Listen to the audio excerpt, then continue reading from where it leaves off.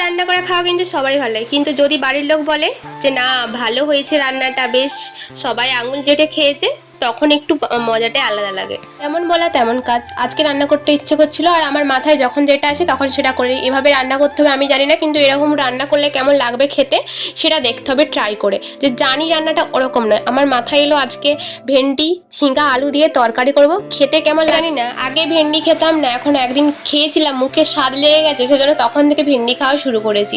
তো তারপরে আমি ভেন্ডিগুলোকে প্রথমে ভেজে নিলাম, তারপরে আলু আর ঝিঙ্গাটাকে ভেজে নিলাম। এরকমভাবে কেউ রান্না করেছে নাকি জানি না, কিন্তু মাথায় এলো তাই করলাম। তো তারপরে আমি পেঁয়াজটাকে ভেজে নিয়েছিলাম, তারপরে তার সঙ্গে মশলা দিয়েছিলাম একটু সরষা, তারপরে পেঁয়াজকেও একটু বেটেছিলাম, রসুন আদা সবকে মিক্স করে বেটে ভালো করে কষিয়ে নিচ্ছিলাম।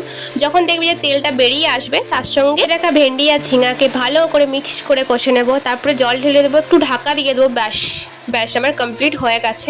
এবার খেয়ে দেখবো ভাত খাবার সময় যে কেমন লাগছিলো খেতে। সত্যিই ভালো লাগছিল, মিথ্যা কথা বলছি না, আমার খেতে খুব ভালো লাগছিল, কারণ আমি এসব সবজি আগে খেতামই না, কিন্তু এখন খাই সবজি, টেস্টি হয়েছিল।